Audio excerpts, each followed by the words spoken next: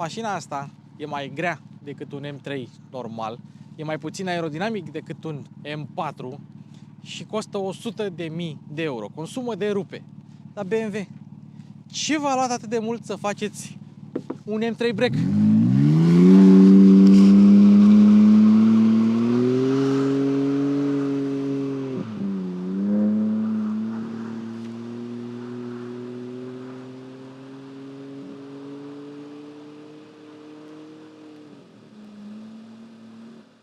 Mașini cu Luci Popa începe.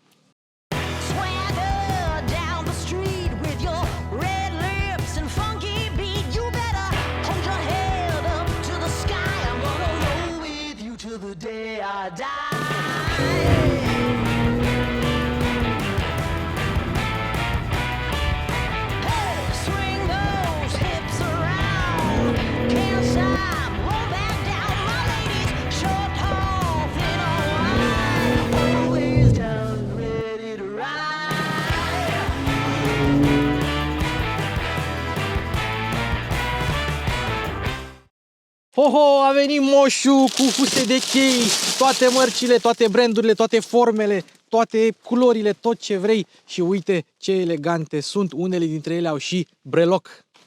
Avem și suporturi de numere elegante și subțiri ca astea. Și dacă ai făcut mizerie în portbagaj, uite un aspirator frumos și elegant. Să nu confundați cu altceva. Camere de bord? Nicio problemă.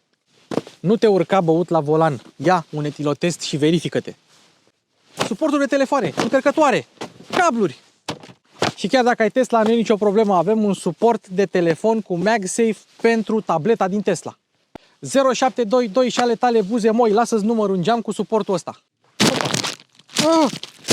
Ce-s mă astea? Ornamente de pedale. Astea sunt pentru Tesla și astea sunt pentru Volkswagen.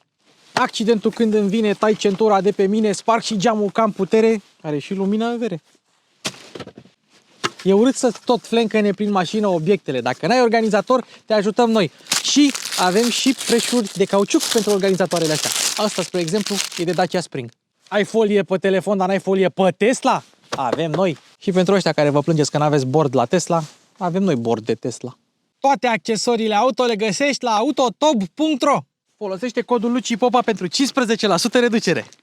Uitați ce cheie de seria 1 primiți la M3 Competition. Orice mașină cu pachet M are aceeași cheie. Bine, dacă e generație de asta mai veche, nici măcar nu e ultima cheie, dar nu contează. Contează mașina. Ați văzut Ferrariurile ce cheie din aia veche aveau, alea din 2004, 2005, 2006. O cheie, băgai, arăta ca o cheie de garsonieră din Berceni. Ia uite-o! M3 G81, mașina pe care credeam că nu o să o mai scoată niciodată cei de la BMW. Și fun fact, eu încă am, când am murit. Am un prieten, Joe, care m-a apărut pe canal, care zicea, vezi că o să apară M3 Touring. Și eu, niciodată. Vezi că o să apară M3 Touring, niciodată. Uite, au apărut mașini liquid, niciodată, e fake, nu știu ce. Au scos-o, M3 Break. Și din toate versiunile de caroserie ale generației G8X, adică G80, 1, 2, 3, M3 Sedan, M3 Touring, M4 Coupe, M4 Cabrio, voi pe care ați alege-o și de ce. La mine e foarte greu să aleg, pentru că M3 Touring nu poate fi ales doar M3 Touring, trebuie să fie neapărat Competition. Ce înseamnă că trebuie să fie neapărat X-Drive, ok, pe care îl dezactivezi dacă vrei, și nu poate fi manuală. Deci urmează pe canalul un M2 manual. O să vedem cum se comportă ultima generație de cutie manuală de la BMW. O să vedem. Ok, știu că e murdară, dar am filmat niște cinematice cu ea și s-a făcut așa. N-ai cum. Când e zăpadă afară și e mușcă pe jos, n-ai ce să-i faci, dar ziceți voi că nu-i stă bine murdară. Botul, în caz că nu știați, la M3 este preluat de la M4.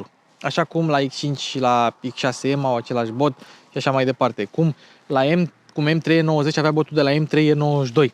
Cumva mereu se ia botul de la versiunea coupe, că și X5 are botul de la X6, 3 de la 4, 90 de la 92 și așa mai departe. Și nu mă certați că am glugat pe cap, dar chiar e greu, pentru că sunt minus 3 grade, când am ajuns aici erau minus 7. Da. Deci am și eu o scuză. Am lăsat farurile pornite ca să vedeți luminile de zi galbene și semnalizările portocalii. Și cred că sunt farurile cu cele mai multe culori, pentru că ai și albul farurilor, ai albastru din far, ai galbenul de la luminile de zi și ai semnalizările portocalii. Evident, sunt farurile Laser Light care nu se mai găsesc pe seria 3 Facelift, deși asta este Facelift, doar că a păstrat farurile non-Facelift de la seria 4, că seria 4 n-a primit. Laser doar pe fază lungă, în rest sunt LED-uri, tot ce vedeți aici este LED, BA 550 de metri, sunt adaptive, au lumină de cornering, au toate brizurile, acebrice și carice și arată și bine. Și da, mă pune Harry Potter să spun că nu sunt stoc galbene. Într-adevăr, nu sunt stoc galbene. Există un mod pe care poți să-l faci și să le ai ca M3 CS sau M3 CSL. Da, deci ca să-l mulțumim, sau ca M5 CS. Deci ca să-l mulțumim pe Harry Potter, spunem că nu sunt originale. Grila. Hopa! Știu că mulți o urăsc, însă căutați pe net grila de la seria 4 normal. Aia arată ca o grilă de castor constipat tocilar care vrea să-și facă și el o gagică. Înțelegi? Astea arată un pic mai bine. Cumva le-ai ieșit. N-au aceeași formă. Deci alea sunt ca două buci în zăpadă. Astea arată bine. Sunt un pic mai angulare. Au sloturile orizontale. M3 Competition aici. În rest, bara e aceeași ca la M3, ca la M4. Diferențe estetice nu există. Și încă un detaliu. Cu toții știm că pe M3 și pe M4 poți să pui plafonul de CFRP, adică de plastic ranforsat de fibre de carbon. M3 Touring-ul este singurul pe care nu poți să-l iei cu plafonul ăla. Și per total, mașina e mai grea cu 85 de kg față de un M3 Competition. Că nu poți să-l compari cu Competition, dar este cu 165 de kg mai greu decât un M4 Coupe non-competition cu cutie manuală. Destul de multe kilograme. 85 de kg, ca și când nu l-aș mai avea pe ăsta micu, pe Harry Potter lângă mine, când aș conduce, știi? Deci fii la proba de condus, ca să nu îngreunăm mașina, tu pleci, mă duc doar eu, să fie clar. În ciuda masei ceva mai mari, n-au schimbat sistemul de frânare, adică tot 380 mm pe față, 370 mm pe spate, perforate față spate, ventilate față spate sau, opțional, ai frâne ceramice. 400 mm pe față și 380 pe spate. Ce trebuie spus despre frânele ceramice? Când le cumperi, BMW îți spune așa, pot apărea zgomote. De la umezeală, de la sare, de la așa. La frig sau dacă există rouă după o noapte umedă, da, e posibil ca sistemul de frânare să aibă nevoie de mai multă presiune ca să funcționeze. Deci, practic, până se încălzesc acele discuri, performanțele să nu fie la fel de bune și să fie și zgomotoase. Și după aia zic, 9.000 de euro. Mașina asta nu le are. Proprietarul așa a vrut-o, fără ceramice și mai are câteva dotări pe care nu le are și nu știu dacă voi le-ați configurat sau nu. Dar cert este că sunt bune și frânele tradiționale. Oricum sunt pregătite pentru a fi, dacă le vrei vopsite, încă câteva sute de euro, nu știu, 500 de euro să le ai vopsite așa cum vrei tu. Dar eu zic că dacă te duci pe circuit mult cu mașina ta de familie break, atunci iai ceramicele. Un detaliu pe care îl știu mulți pasionați este că M3-ul are aceleași jante față-spate. E bine, asta are 275 pe 19 față-spate, pentru că avem jantele de iarnă. Sunt singurele dimensiuni pe jante de iarnă pe care le poți pune pe M3 și pe M4, jante originale. Deci dacă vedeți un M3 care are 19 pe față, 20 pe spate și anvelope de iarnă, e bine, alea nu sunt dimensiunile corecte și e posibil să strici ceva pe la mașină sau să tocești inegal anvelopele sau să nu ai performanțe adecvate la mașină.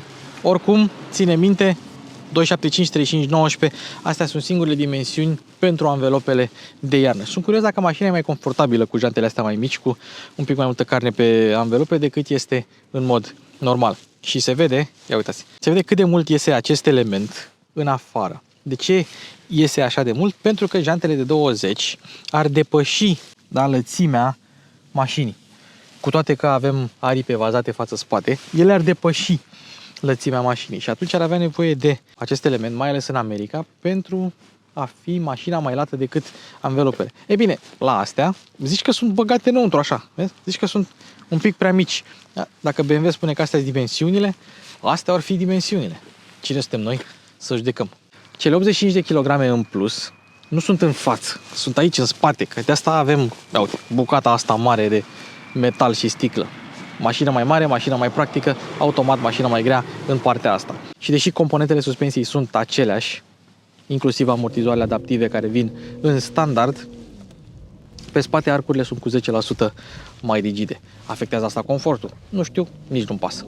Și știu că mai sunt puriști care încă mai plâng după cutia manuală și tracțiune spate.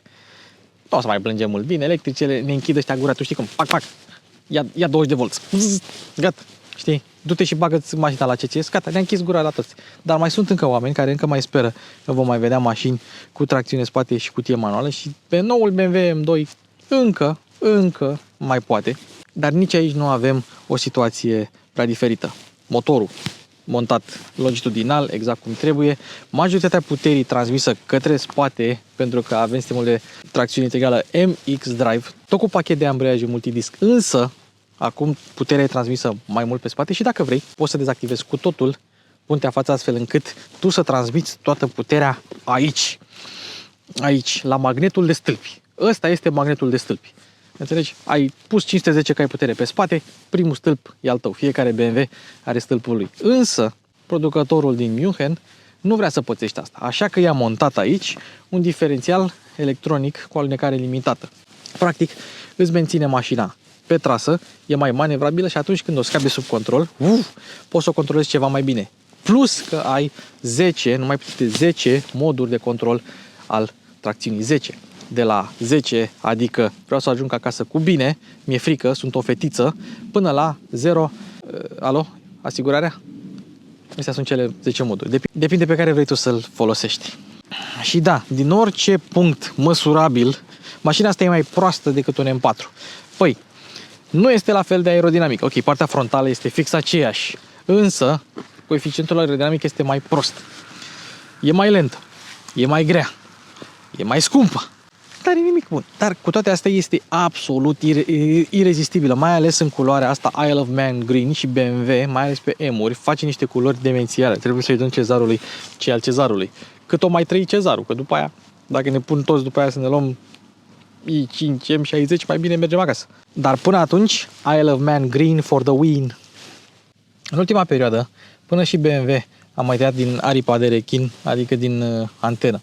Cu toate astea, față de versiunea non-M, da? Cred că nici M345 sau 340 nu o chestia asta. Deci pe eleron mai ai un gurney flap, care nu știu dacă adaugă forță de apăsare, dar cert este că mai reduce din portanță. Nu știu dacă mașina asta are într-adevăr forță de apăsare ca lumea. Cred că abia de la M3CS, M3, M4 CSL încolo mai prins ceva de genul ăsta. Dar arată bine, e de efect și e ciudat să vezi un break cu două eleroane. Dar arată bine, arată foarte bine. Apropo, putem să arătăm cât de mic este ștergătorul la mașina asta. Deci, efectiv, de aici nu vezi nimic, aici nu vezi nimic, doar în zona asta. Dar ziceți voi că nu arată bine la minus 3 grade un M3 din ăsta murdar. Superb. Ciudat pentru o mașină care mănâncă atât de mult, mașină sport, o mașină de performanță, ai rezervor de 58 de litri. Și cu toate că noi avem de-a face cu un M3, dar care nu o să fie niciodată diesel, au păstrat aceeași componentă ca la seria 3 normal, cu decupajul ăsta pentru AdBlue la diesel. 59 de litri. Mașina consumă 18. Ata a zis proprietarul că mănâncă 18 litri la 100 și când face plinul vede 380 de km autonomie. E autonomie de electrică. Na. Orică e benzină, orică e electrică, dacă ai 500 de cai, e aceeași autonomie. Am uitat să spunem că avem shadow line chiar și la faruri, că poți să ai farurile închise la culoare dacă vrei. Și părerea mea că e un contrast bun între negru. Culoare mai închisă și verdele ăsta. Dacă vrei să mai salvezi niște kilograme, vreo 25 la număr, poți să dai, nu știu, multe mii de euro să primești pachetul M Racetrack. Bine, îți vin și cu frâne, îți vine și cu scaune de carbon, dar în total mașina mai ușoară cu 25 de kilograme. Ei, și M Racetrack ăsta are inclus și M-Drivers care îți mărește viteza maximă de la 250 de km/h la 280 de km/h. Și având în vedere că pe Nürburgring poți să depășești 250 de km/h lejer cu un M3 Touring, eu zic că merită să le iei. Problema este că, ok, îți crește viteza maximă, dar s-ar putea să nu te înțelegi cu scaunele alea de carbon. Asta nu le are. Le are pe cele confort pentru că asta e mașină de daily. Believe it or not, e mașină de daily pentru actualul proprietar. A înlocuit un alt BMW M, mai micuț, și acum a trecut la ceva, hai să zicem, mai family friendly. Dacă nu vrei să ai elementele astea negre, poți alege pachetul M Carbon care, mă rog, îți vine cu carbon pe acolo, carbon pe aici, carbon pe la praguri, carbon pe la difuzor, 4250 de euro. Cu toate astea nu primești plafonul din CFRP. Și cred că e și mai pretențios. Oricum, mașina asta are și ceramică și PPF. Vă dați seama că nu și-ar lăsa proprietarul o mașină de peste 100.000 de euro să stea așa cu jegul pe ea sau să lovească pietricele. Deci a făcut ceramică și PPF, ceea ce recomand la orice mașină mai scumpă. Dar chiar și așa, tot nu s-a înhămat la pachetul de carbon. Voi cum ați alege-o? Cu carbon sau fără? E greu. E greu. Harry Potter din spate. Dar chiar vă vine să credeți că M3 Touring este mai greu decât M5 CS? Vă dați seama cât de mult crește masa mașinilor în ziua de astăzi? De avem M2-ul, care e aproape la fel de greu, mai are puțin, la câteva chile și este la fel de greu ca M4. Păi dar unde e tot metalul ăla? Unde e toată masa aia? De ce le fac atât de grele? Cu toate astea, manevrabilitatea e bună, adică să nu ne căcăm pe noi. E foarte bună. Dar și cu atâta kilograme. Asta e mai grea decât în M5 CS. Aia are 1825 de kg și tot mi se părea grea. Asta, 1865.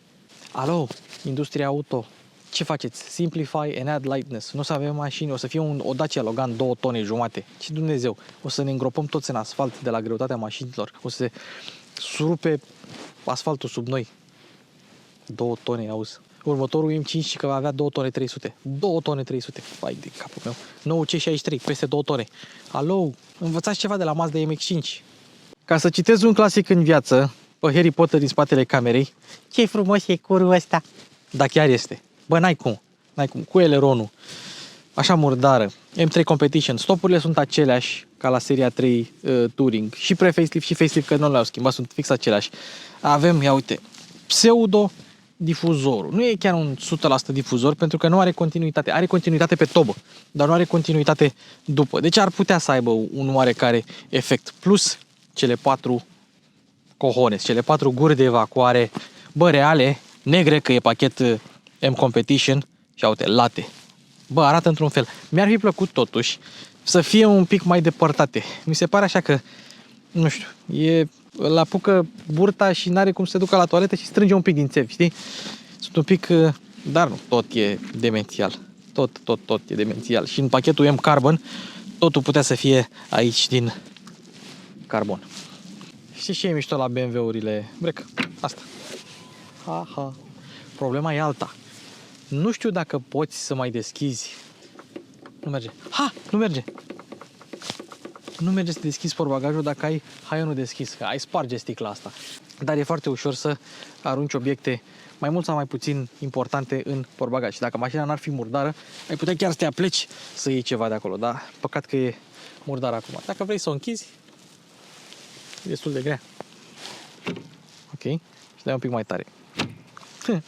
Și motivul pentru care îți iei M3 Touring este pentru că are un portbagaj foarte mare. Doar că nu e cu mult mai mare decât la M3 Sedan. E cu vreo 50 de litri mai mult. Are 500 de litri. Cum 500 de litri? Dar atât? Da. Dar are margine plană. Ok, are preșul ăsta, whatever. Dar are margine plană, e capitonat până aici, până sus, ceea ce e foarte bine. Bancheta e rabatabilă electric. Ai 2 podele false, una aici, una acolo, cu ceva spații de depozitare. Ai priză de 12 V, ai copertină, ai aici un grilaj ca să nu îți zboare obiectele din spate în față sau invers, sau câinele să nu-ți intre în mașină, să nu-ți muște din tetieră. E un portbagaj destul de practic așa și dacă rabatezi banchetele ajungi la 1500 de litri. Practic asta plătești, asta cumperi. Versatilitatea, nu neapărat volumul brut, da, gaura aia mare în portbagaj, care din câte am înțeles acționează ca o cameră de rezonanță și mașina transmite mai mult zgomotul de la anvelope către interior, așa cum se întâmplă la Dacia Logan, spre exemplu. E mai zgomotoasă în spate decât Sandero pentru că portbagajul ăla care e tablă goală face o cameră de rezonanță. Aparent și aici se întâmplă aproape la fel, doar că nu la același nivel. Bateria e tot în spate pentru a menține distribuția greutății 50-50 și per total e un portbagaj bun. Adică eu n-aș avea nevoie mai mult de 500 de litri. Nu, e ok. Și hai să vă arăt ceva. BMW Yellow DRL. Da, ăsta e modulul prin care schimbi, uite, astea sunt LED-urile, da? LED-urile prin care le faci din albe în galbene pentru luminile de zi, ca să le faci să arate ca M3 CS, M3 CSL și așa mai departe. Vrea cineva niște LED-uri de M3? Le dau ieftin. Și am uitat să mai arăt un lucru la portbagaj. Vedeți, ăsta e un decupaj pentru obiecte înalte. Dacă chiar ai nevoie să transporti un frigider sau, nu știu, o imprimantă sau ceva mare, au făcut aici un decupaj. Cât au putut ei, dar măcar s-au chinuit. Dar asta e de la seria 3 Touring, nu e neapărat la M3 Touring, e de la seria 3 Touring. Am uitat să zicem de oglinzile tradiționale M, decupate așa. Dacă te uiți din unghiul ăsta, fix din unghiul ăsta, arată ca urechile lui Batman. Și apropo de chestii rupte, hai să vă arăt o chestie ruptă de realitate. Bă, uite mai M3-ul. Deci au vrut să-i facă o fantă falsă, mă. De ce nu au putut să-i facă o fantă reală? Chiar dacă nu putea să facă nimic sau îi găseau ei un rol. Dar uite, au făcut o fantă reală, o priză de aer falsă la un M adevărat. Off, măi. Inima oricărui M din ăsta mai micuț, 2, 3, 4, că de la 5 încolo trecem la motoare mai serioase. Deși s-ar putea ca plug-in hybrid-ul ăsta să nu fie V8, nu, tot V8 va fi pe M5. Plug-in hybrid cu vreo 750 de cai va fi un XM sedan, cum zicea proprietarul acestei mașini.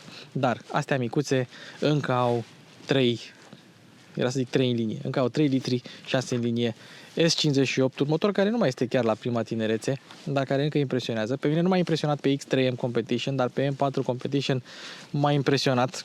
Supraalimentat cu 2 turbine monoscroll, cu injecție directă, double vanos, valvetronic, interne forjate, pistoane, biele, arbore cotit, distribuție pe lanț. Motorul ăsta este o bijuterie modernă. Dacă n-ar avea filtru de particule, probabil s-ar auzi și mai tare, dar mulți proprietari și-au pus evacuare pe asemenea mașinuțe. Puterea este simplă, că o știm deja. 510 cai putere, pentru că nu există versiune non-competition, la 6250 de rotații pe minut, cam cu 1000 de ture înainte de redline, 650 Nm între 2750 și 5500, are o plajă destul de largă de funcționare de cuplu și, asemenea lui S55 face ca mașina asta să fie destul de nervoasă atunci când îți bagi piciorul în pedala de accelerație. Transmisia este tot ZF8 HP, dar dacă alegi și versiunile Competition, oricum la M3 Touring nu ai de ales. Primești și un răcitor de ulei de transmisie separat, ZF8 HP, care are ultimele 2 rapoarte, 78 supraunitare.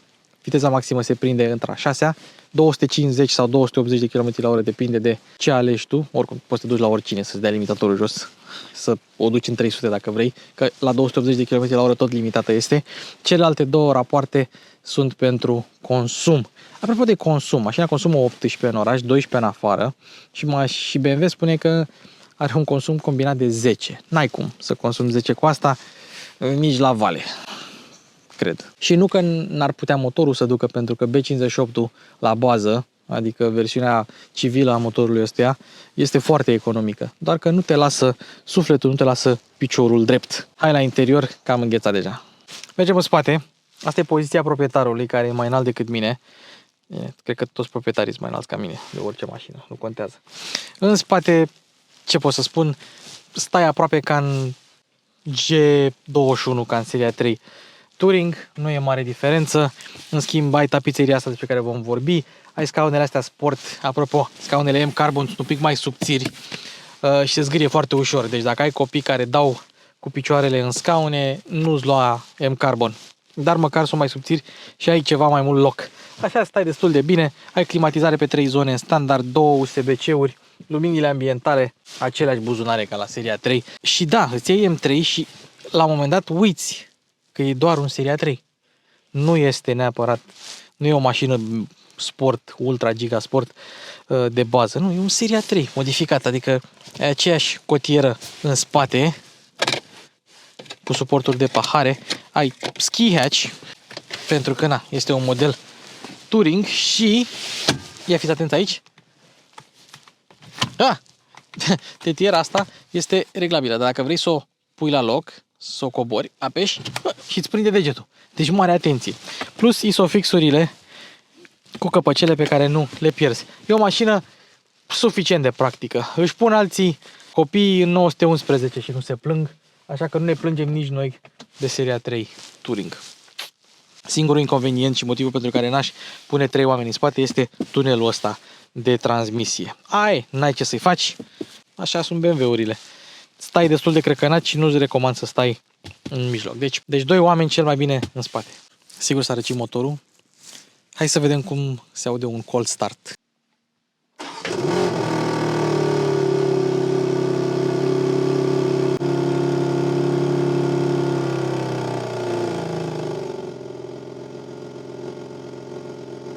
Eu am mai testat seria 3 cu noul sistem de infotainment.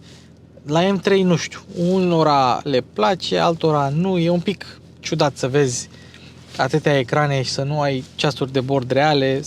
Oricum de la iDrive 7 încolo mi s-a părut că designul ăsta de tip săgeată sau cum vrei să-i spui nu prea e în ton cu BMW, dar n-ai ce să-i faci. Vrei benzină și vrei M3, toate M3 Touring-urile vin cu bordul de facelift din 2022. Nu le poți avea pe toate. Scaunele astea simple tot vin cu piele merino, tot au alcantara pe aici. Apropo, scaune cu piele perforată, piele portocarie pe mașină verde. Una dintre cele mai bune combinații pe care le poți avea. Emblema M3 iluminată, memorie la scaun, încălzire și ventilație. Foarte rară opțiunea de ventilație pe M3. Nu știu, 500 de euro, sper să nu mă înșel. Apropo, centurile astea de siguranță, 307 euro. Că și pe M3 Competition nu vin în standard centurile M. Poți să le pui opțional pe un seria 1 cu motor de 1.5, dar pe M3 Competition este tot opțional. Avem fibră de carbon pe aici, fibră de carbon pe aici, fibră de carbon pe volan. Ia fiți atent aici. Astea nu sunt padelele originale. Deci ceva mai delicios în viața voastră n-ați auzit niciodată. Ia fiți atent aici. Wow. Padele metalice, magnetice. Mamă. Ia, imaginează că mergi cu mașina asta. Și după aia downshift 3. Superb. Volan încălzit, evident mașina e dotată. Dar totul este dominat de către ecrane. N-ai ce să faci. Mai ai modurile aici. M-Mode, care poți să intri Road, Sport și Track. Și evident că poți să intri după aceea în Setup și să-ți configurezi modurile cum vrei tu. M1 și M2. Sau poți să ai M1, M2 și poți să ai un mod, de exemplu, eu dacă îl trec acum motorul pe Sport, da? Nu o să rămână, sau pe Efficient, nu o să rămână pe configurația de M1. Pur și simplu o să fie o configurație terțiară. Ia să vedem. Cutia de viteză are 3 moduri de velocitate. Butonul de start este cu roșu. Camerele 360 de grade. Cu reversing assistant, cu park assistant, cu mod 3D. Și ia uite, e mașina verde, bă. Ce tare. Și o vezi și de sus dacă vrei. Fantastic. Și are jantele de vară aici. Mod car wash. Dar zici că e desen animat. Deci fix așa zici că este. Și evident, ia, n-are gesturile. Dar chiar nu știu, cred că pe seria 3 au pus gesturile. Nu mai țin minte oricum. I Love Man Green e mai metalizat la ei în ecran decât este în realitate. În rest, sistemul de infotainment eu l-am mai arătat și pe alte modele BMW. Apple CarPlay, Android Auto, wireless. Nu-mi place cum funcționează wireless-ul pe BMW. Prefer, dacă există posibilitatea, să rămână doar cu fir, vreme, scaune, driver seat. Deci l-am mai arătat, nu intrăm foarte mult în detaliu. Live Vehicle, aici aveți consumul și alte aplicații, content, vehicle status, journey data, aplicațiile doar pentru BMW, M-Drift Analyzer și M-Lap Timer, astea sunt cele importante. Dacă vrei să faci un drift, îți dă o steluță, Next Drift, Best Drift, dacă vrei ca BMW să-ți judece ție drifturile. Nu reset, că nu e mașina noastră. Vehicle Laps și Lap Timer, whatever, îți spune să o folosești doar pe circuit. Evident că o voi folosi doar pe circuit. Settings, lumini ambientale, evident, verde la mașina asta. Cheie digitală, poți să spui o cheie digitală pe telefon, ai aplicația pe telefon. Drive Recorder, adică sistem de camere de bord deja disponibil în mașină. Le-am mai arătat. Personal hotspot, sistem de climatizare. Asta e, cum îți dai seama că asta e Drive 8 și nu e 8,5, cu sistemul ăsta de climatizare ciudat. Scaune aici, balanced, off și așa mai departe. Încă nu l-au pus pe 8,5. Dar îmi place că este în culorile M. Față de alte modele, ăsta e în culorile M. Răspunde bine sistemul de infotainment. Problema este că nu este cel mai intuitiv dintre toate.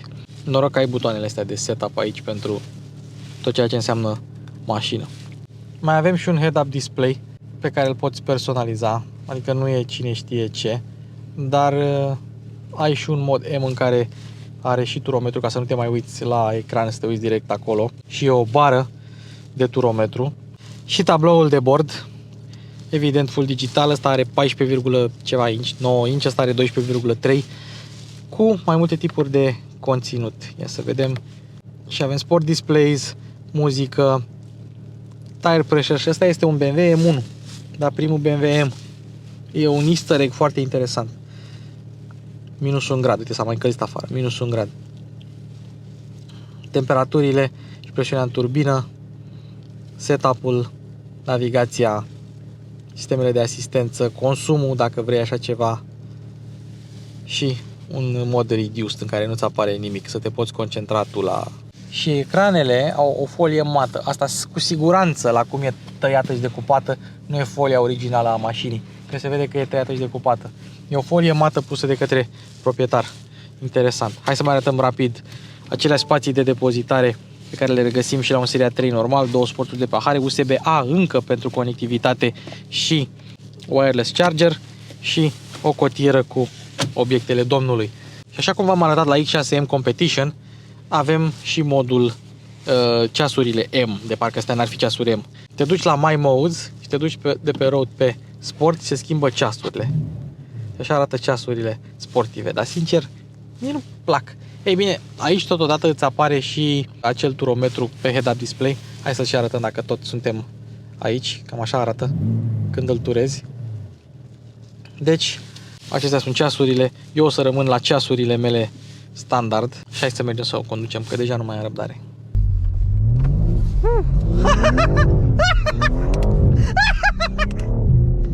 Din prima. Deci din prima. Deci n-aș fi crezut. Wow. Din prima pleacă. Bine. Aș fi și eu ipocrit. Cum să nu plece la 500 de cai? Boță! Asta, ce vedeți voi acum, e efectiv prima mea reacție. Efectiv, am păstrat-o pentru voi, înainte de toate. Pentru că știam că mașina o să-mi placă.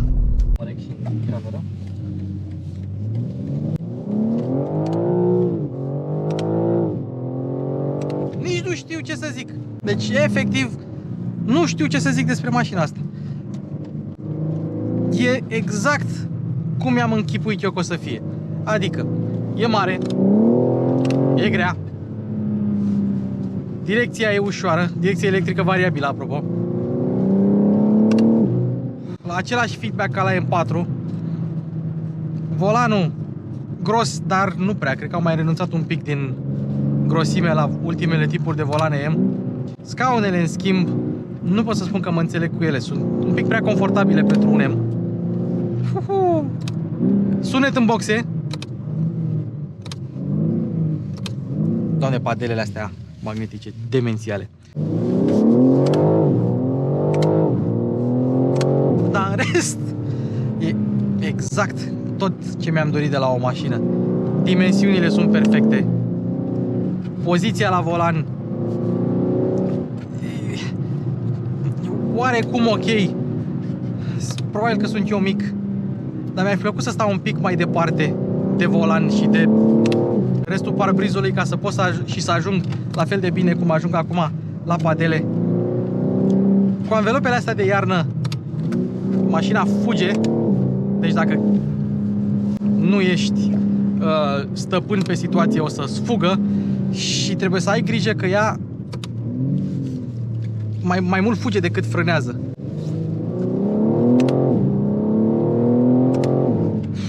E ca un M4, doar că se simte un pic mai mare în spate.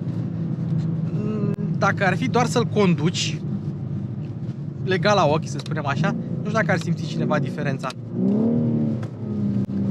Ce auziți acum e mai mult sunet în boxe. E nervoasă, deci dacă chiar te dai la ea, trebuie să ai grijă, mai ales iarna, mai ales acum când mai dai de cât o zăpadă din asta. Dar Pirelli pe Zero Winter-urile astea sunt bune, E foarte greu să poți să mergi legal cu mașina asta și să totuși să arăți camerei că se întâmplă ceva. Una e să mergi doar linie de atât. Știi? Da, trage. Dar trebuie să o și simți în mediul ei. Trebuie să o și plimbi, să vezi că se mișcă șasiul sub tine. Da, trage spatele mult mai mult decât fața. Schimbările de treaptă, da, nu sunt de dublu ambreiaj, dar totuși sunt destul de rapide pentru un ZD Pop HP.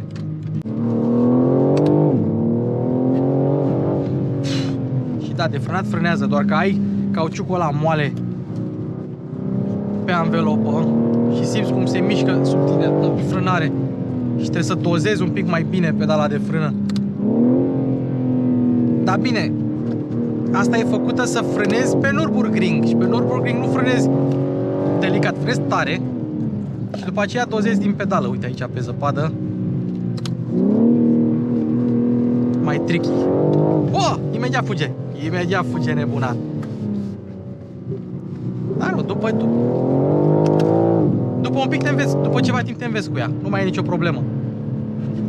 E super fun. Nu știu de ce, dar mă distrez mai bine în asta decât în M4. Ați văzut cum pleacă de pe loc la începutul clipului? Sau undeva prin clip, pe drumul ăsta cu zăpadă. Și despre asta e. N-ai cum. Efectiv, e numai așa. E numai șerpălău. N-ai unde să pleci tare cu ea. N-ai unde. Dacă era și manuală.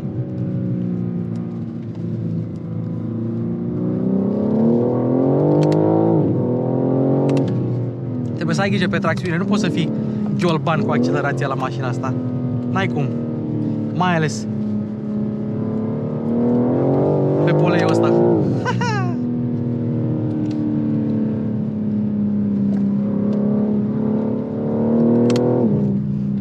Demențială. Și mă bucur că n-am condus-o pe uscat. Că senzația e și mai tare. Deci inima mea e tu. Luci, fii atent. Fii atent. Vezi că nu-i mașina ta. Vezi că e zăpadă pe jos. Dar dacă o ții, ok, nu o ții într-a doua în putere repede, să fugă de fund. Dacă o ții în plaja de cuplu, a treia, a patra, a cincea, a șasea, așa trage ca trenul.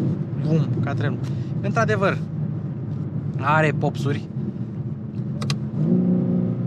dar înăuntru auzi sunetul din difuzoare, care poate fi un pic dezamăgitor așa. Ia, mi-a oprit Harry Potter sunetul în difuzoare.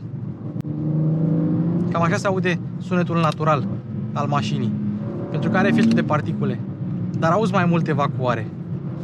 Nu e sunet ăla de admisie, cum auzeai la M346.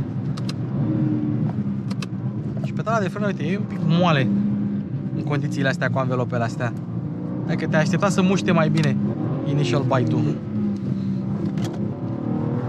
Wow! Bă, și cum trage. E ciudat să lauzi o mașină care face 100 în 3,6 secunde, 200 în 12 secunde și 80-20 în 2 secunde și 70. Că trage. A, da, trage. E mai mult cum trage. Pentru că e fără efort, e plin de cuplu. Nu e chiar ca la un V8. Pentru un motor supraalimentat se durează foarte repede. Și îți vine să o duci. Deci nu există drum care să îi placă la noi. Nu există drum unde poți să o dezlănțui la maximum.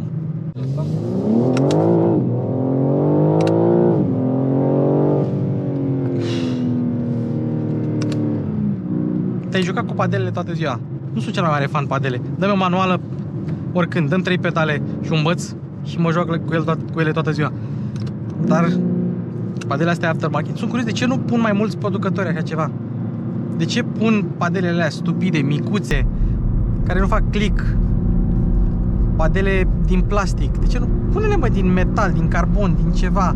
Fă-le să simți că faci ceva cu mașina.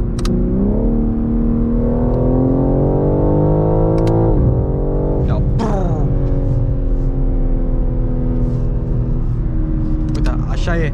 Așa se aude fără sunet în boxe și așa se aude cu sunet în boxe. Evident că atunci când îi dai, sentimentul că se întâmplă ceva e mai mare cu evacuarea pornită, da? Chiar și așa. Chiar și așa.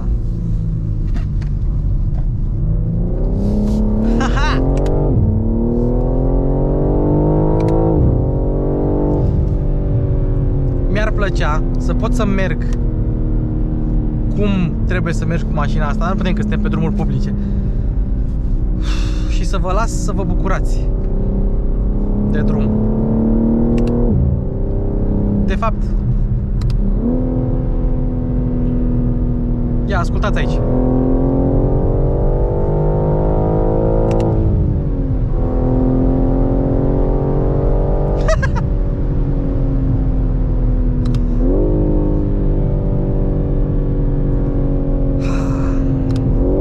Se vede că n-am mai condus de mult o mașină bună și engaging la condus. Wow.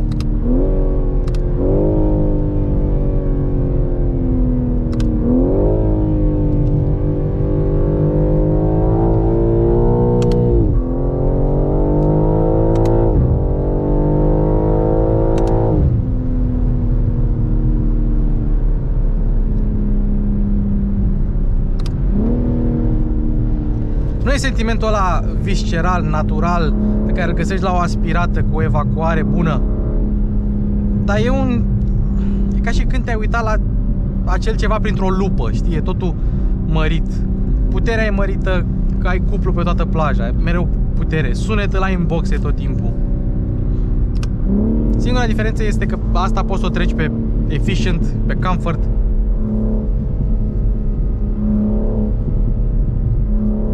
Și să o folosești ca daily. Asta e magia mașinilor noi. Pot fi folosite tot timpul. C63-ul ăsta plug-in hybrid cu 680 de cai, ați văzut pe cineva, interesează pe cineva de mașina? Nimeni, n-a cumpărat-o nimeni. Nici dracu, nici Mercedes nu o cumpără pe aia. Și așa cred că va fi și nou BMW M5, din păcate. Așa că hai să le luăm pe astea cât mai putem. Pentru că în 10, 12, 15 ani cu astea o să rămânem, cu G80-urile, cu E92-urile, F80-urile, seria 2-urile M, M3-urile M, cu astea o să rămânem.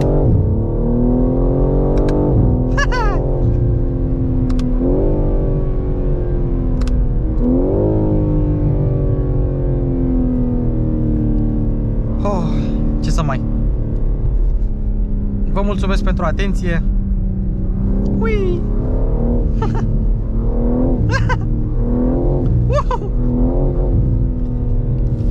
Vă pup! Mașini cu Luci Popa se încheie.